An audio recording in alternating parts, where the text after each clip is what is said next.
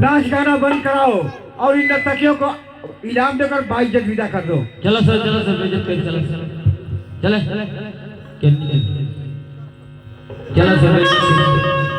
चलो सर चलो बारी बाना चलेगा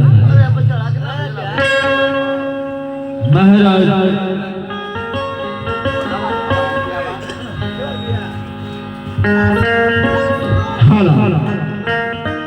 महाराज आज कई वर्षों के बाद महाराज एक प्यारी सी खुशी झलक रही है महाराज। वो कौन सी खुशी है महाराज? और इस खुशी में एक और खुशी शामिल हो रही है महाराज।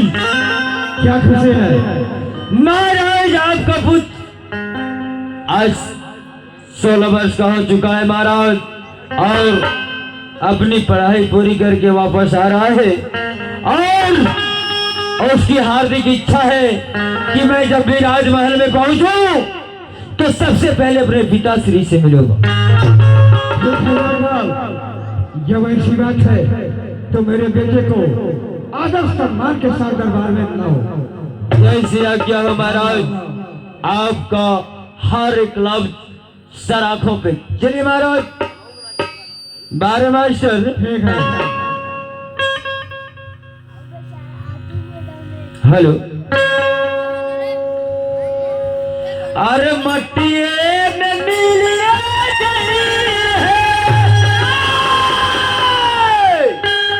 अरे सरो सिंगरा जहिया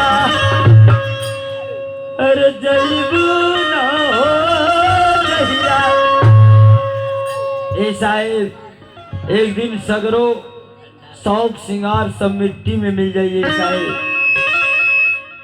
कि जहिया जईबू न हो जहिया जईबू न हो सतगुरु बन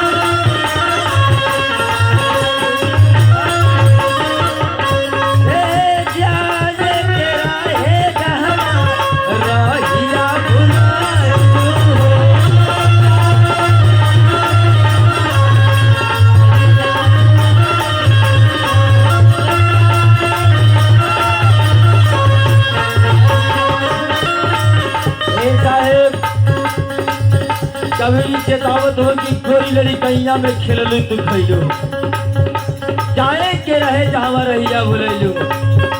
जब माई की गर्भ में ही जीव रहेला ये साहेब भगवान से विनती करला प्रार्थना करेला आराधना करेला ए भगवान नरक कुंड से बाहर करा जहिया हम बाहर हो जाए तो पूजा करब अर्चना करब साधना करब लेकिन आके माया के जाल में भुला जाला अरविंद भैया।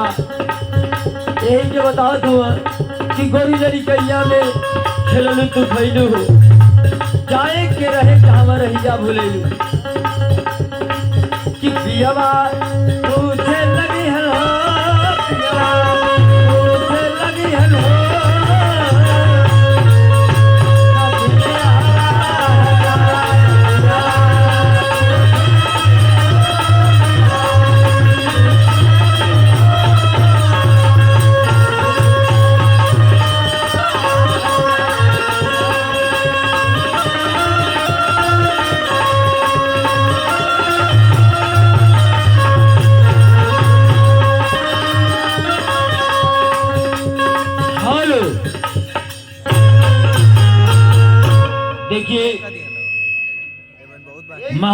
पुत्र इस रात महल में आ रहा है और महाराज से क्या वार्तालाप होती है ऐसे इन पर्दे पे दिखेंगे।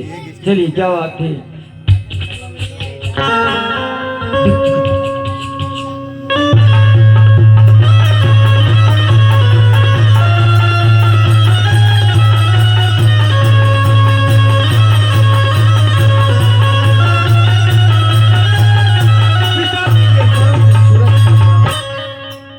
आशीर्वाद हो पुत्र, आशीर्वाद हो।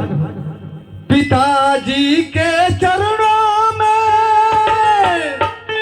अरे सूरज का परिणाम अरे दीजिए आशीष पिताजी अरे करता हूँ।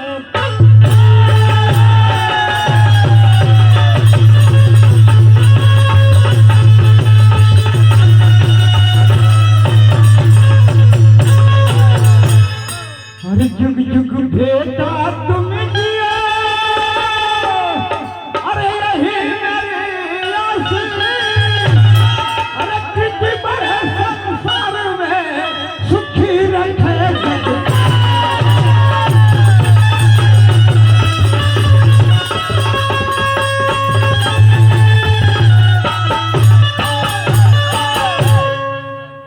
पिताजी मैं आज देख रहा हूँ कि इस महल में बहुत सा हमेशा नजर दिखाई दे रहा है। आखिर बात क्या है पिताजी? हाँ बेटा, आज बहुत खुशी की बात है बेटा, क्योंकि जब तुम छोटा था तो कहता था कि पिताजी माँ चाहिए, माँ के बगैर अच्छा नहीं लगता, इसलिए तेरे खुशी के लिए मैं तेरे लिए खुशी की माँ लाया हूँ बेटा। पिताजी मेरे लिए माल आए? हाँ बेटा तेरे लिए। अरे सुना हो बाबूजी, अरे सुना हो बाबूजी, अरे सुन ले पाया राजा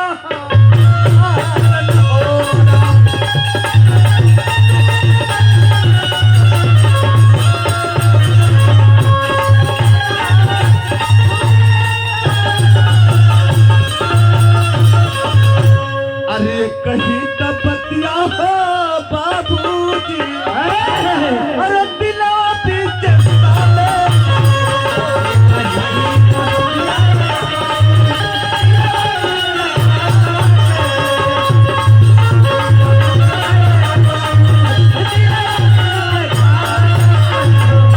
सुना हो बाबूजी, सुना हो बाबूजी,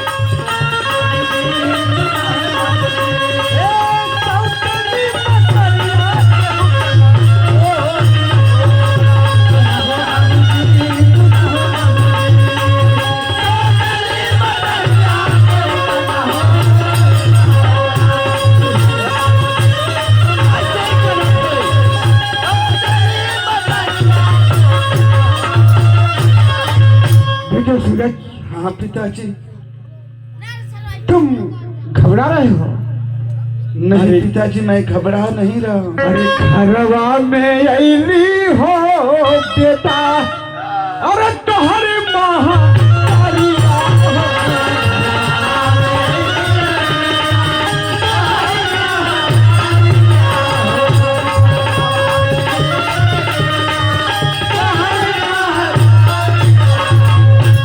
अरे माई साया से सिया लेके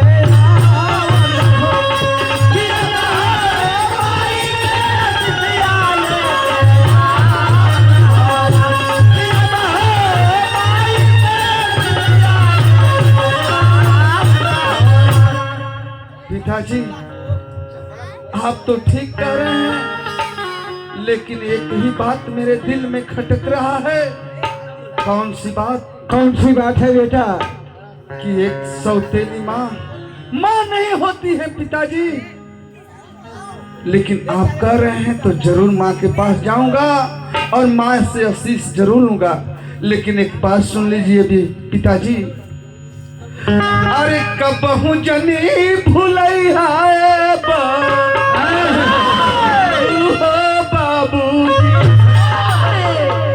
अरे कबही जनी भूलई है बाबूजी,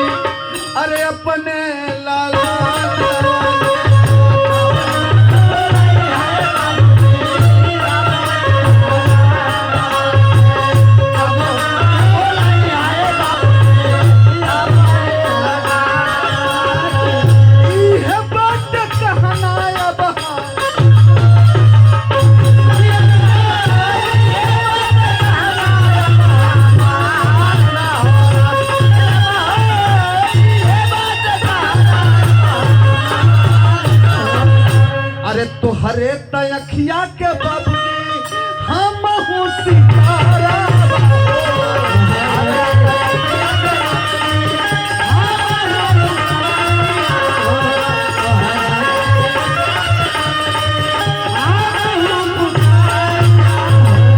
अरे दिल के टुकड़वा तोहरो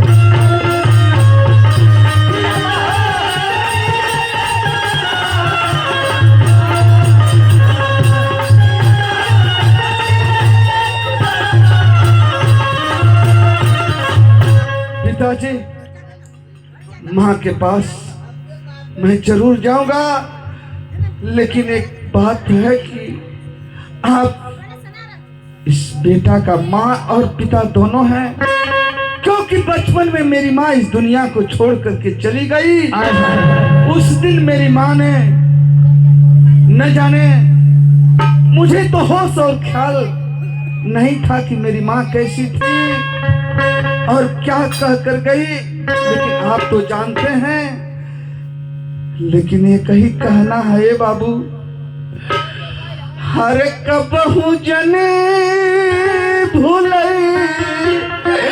हाय बाबू, अरे आपन होला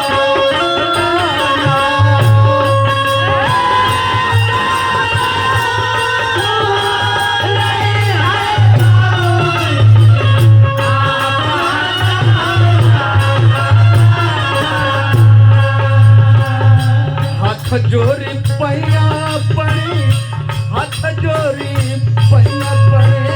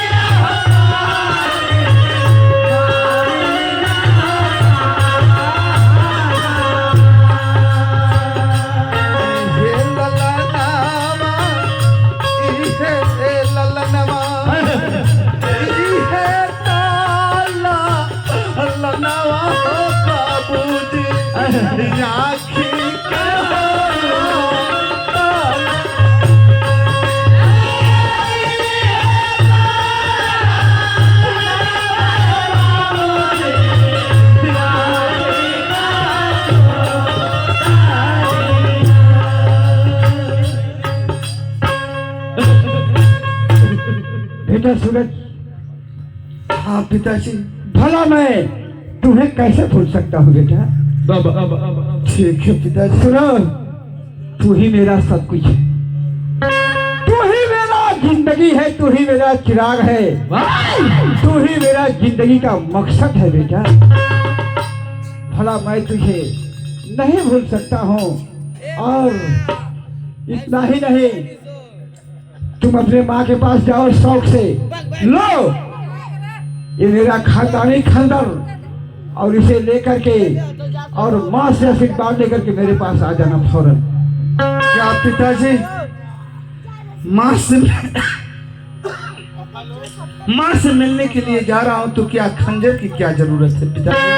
अगर ये नहीं रहेगा तो तुझे पहचाने की नहीं कौन हो तुम। ठीक है पिताजी, मैं इस खंजर का हाँ जाओ।